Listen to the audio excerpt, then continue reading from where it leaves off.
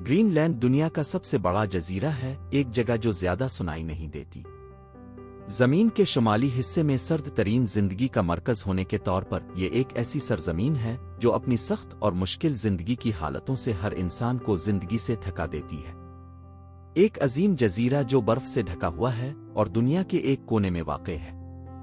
इस जजीरे की मसाहत 2,166,000 मुरब्बा किलोमीटर है, लेकिन इस सरजमीन का बड़ा हिस्सा काबिल रसाई नहीं है। इस मुल्क की ज्यादा से ज्यादा 80% जमीन बर्फ से ढकी हुई है, जिसकी कुछ जगहों पर गहराई 4 किलोमीटर तक तखमीना लगाई जाती है। साल के गर्म तरीन महीनों में हवा का दर्जा हरारत 10 डिग्री तक पहुंचता है और जुनूबी इलाकों में 20 डिग्री तक। ग्रीनलैंड बहर अतलस के शुमाल में वाक़ है और दरअसल ये एक बिल्कुल आज़ाद मुल्क नहीं है, बल्कि ये खुद मुख्तार तौर पर चलाया जाता है और डेनमार्क की बादशाही से वाबस्ता है, जिसकी वजह से ग्रीनलैंड के लोग डेनमार्क की सकाफत से बहुत मुतासिर हुए हैं। इस मुल्क की दारुल हुकूमत नोक नामी शहर है, जिसकी आबादी तकरीबन 20,000 अफराद पर है। पूरे मुल्क में तकरीबन 60,000 अफराद रहते हैं। आपको ताज्जुब हो सकता है कि ये अफराद किस तरह इस बर्फीली और दूर दराज जजीरे में, जो असली जमीन से दूर है, आबाद हुए। तकरीबन 1200 साल कबल नॉर्वेजी और आइसलैंडी जहाज रानों ने ग्रीनलैंड की दरियाफ्त की, जो इससे पहले यूरोपियों के लिए नामालूम था। बर्फानी शदीद के बावजूद वो मानते थे कि ये जरूरत पड़ने पर पनाहगाह की तरह काम कर सकता है और एक तिजारत का मरकज बन सकता है। जारी रखते हुए नॉर्वेजी और डैनिश मलवानों ने ग्रीनलैंड में ज्यादा अफराद को लाया और इस इब्तिदाई दौर में आबादी तकरीबन 2000 अफराद तक पहुंच गई। फिर तिजारती कॉलोनियां शक्ल लेना शुरू हो गईं, क्योंकि स्कैंडिनावियाई लोग तिजारत और ज़राअत को फरोग देने के ख्वाहिशमंद थे।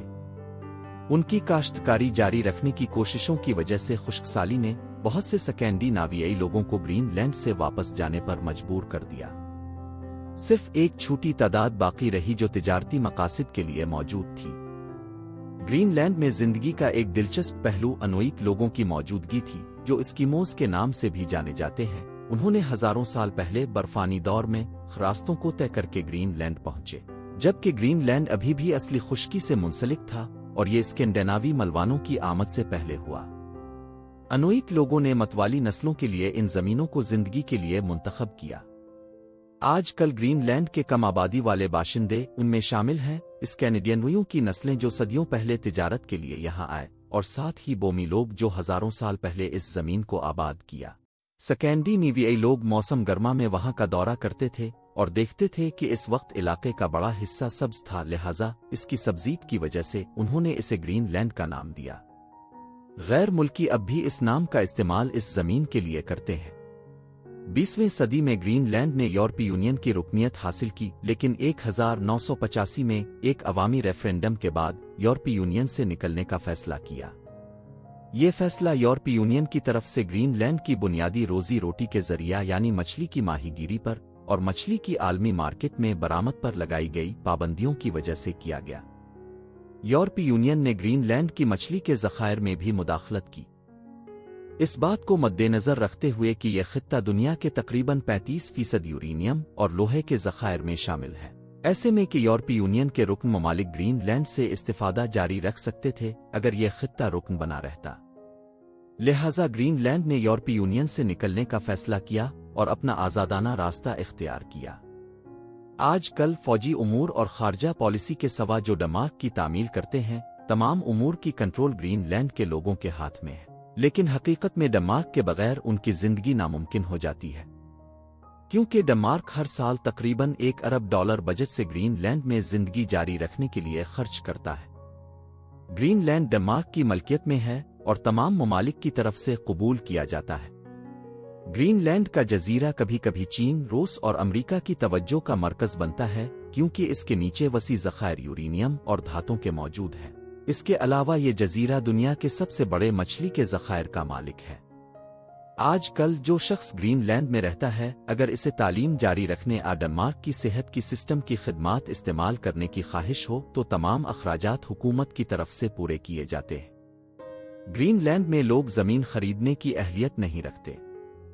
अगर कोई किसी इलाके में घर या दुकान बनाने का इरादा रखता है तो हुकूमत से इजाजत लेकर और टैक्स अदा करके वो इस जगह का इस्तेमाल कर सकता है।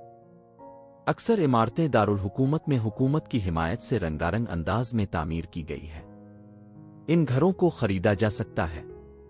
उनकी औसत कीमत तकरीबन $350,000 है।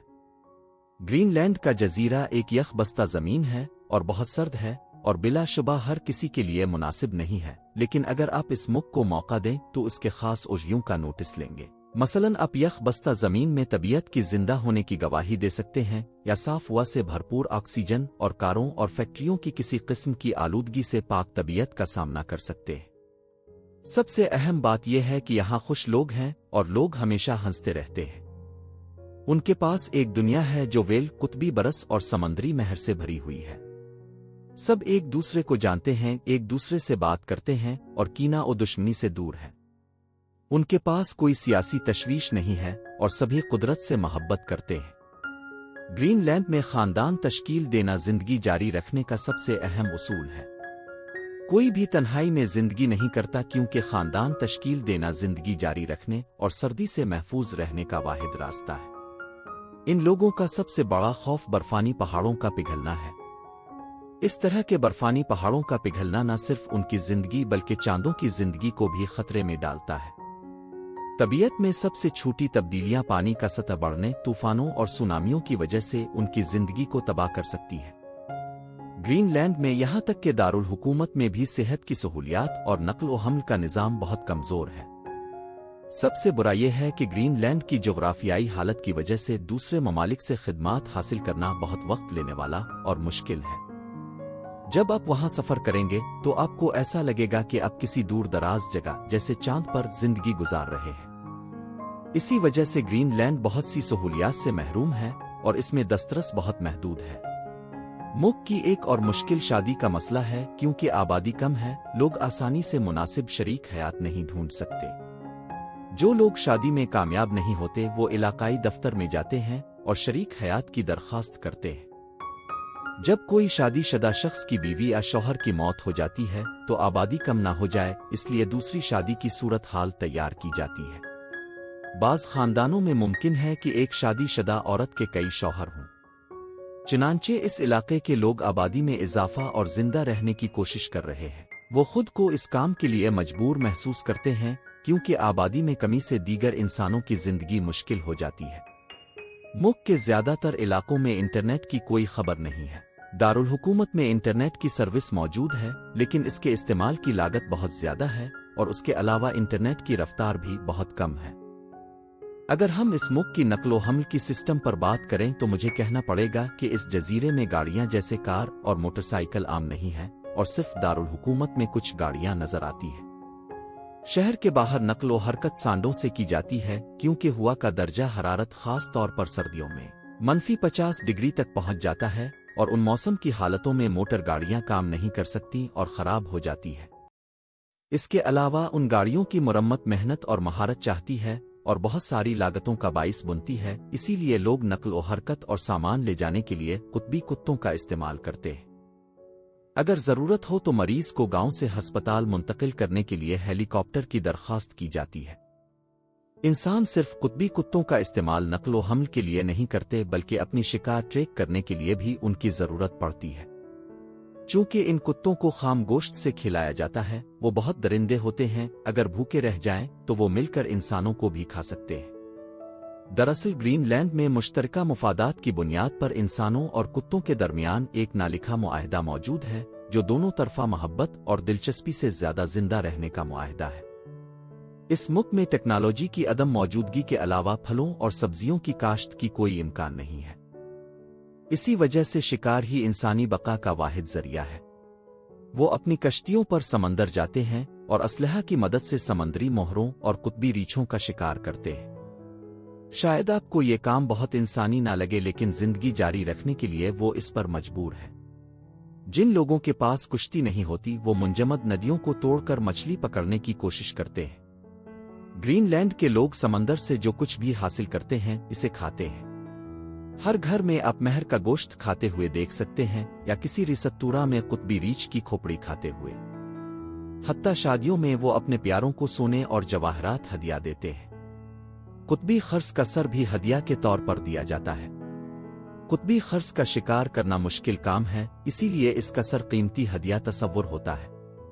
ڈنمارکی خاندان بھی ڈنمارک کی ثقافت کے مطابق زندگی گزارتے ہیں۔ گرین لینڈ یہ وسیع سرزمین اتنی کم آبادی ہے کہ انسان کو دیکھ کر خوشی کا احساس ہوتا ہے۔ دارالحکومت کے علاوہ 5 دیگر رہائشی علاقے موجود ہیں، جن میں سے ایک میں صرف 300 افراد رہتے ہیں۔ ان 300 افراد کو صرف سپر مارکیٹ اور کلیسا کی سہولیات دستیاب ہیں۔ اب کتنی حد تک ایسی حالتوں کو برداشت کر سکتے ہیں؟ وہاں کوئی گاڑیاں موجود نہیں ہیں، کوئی پھول اور پودے نظر نہیں آتے، فونوں میں سگنل نہیں ملتا، تفریحی مراکز نہیں ملتے، اور صرف ایک دور دراز سرد زمین موجود ہے جو بے انتہا پانیوں سے گھری ہوئی ہے۔ سردیوں کے مہینوں میں کبھی کبھی سورج طلوع نہیں ہوتا اور آپ کا زیادہ تر دن تاریکی میں گزرتا ہے۔ اس علاقے میں جو سب سے مختلف چیز ہوتی ہے وہ قطبی روشنیوں کا خوبصورت ناچ دیکھنا ہے۔ اس کے مقابلے میں گرین لینڈ کے لوگ سخت حالات میں زندگی گزارتے ہیں، حتیٰ کہ صاف پانی حاصل کرنا لوگوں کے لیے بہت مشکل ہے۔ حکومت جو سہولیات رکھتی ہے وہ گھروں کا پانی فراہم کرتی ہے۔ ان لوگوں کی سب سے عام تفریحات میں سورتما سواری، کتوں سے دوستی اور رقص شامل ہیں۔ یہ لوگ گرین لینڈ کی زبان بولتے ہیں، جو ایک پرانی زبان ہے جو ان کے اجداد سے ورثے میں ملی ہے، البتہ ڈنمارک کے لوگ اس زبان کا استعمال نہیں کرتے۔ خلاصہ طور پر گرین لینڈ میں زندگی کرنا بہت مشکل ہے، لیکن اس ملک کی صورتحال کو دیکھتے ہوئے مستقبل میں اس کے بارے میں بہت کچھ سننے کو ملے گا۔ بہت بہت شکریہ کہ آپ میرے ساتھ آخر تک رہے۔ اگر آپ کو اس قسم کی محتوا پسند آتی ہے تو آپ ہماری حمایت کر سکتے ہیں لائک اور سبسکرائب کر کے۔ خدا حافظ۔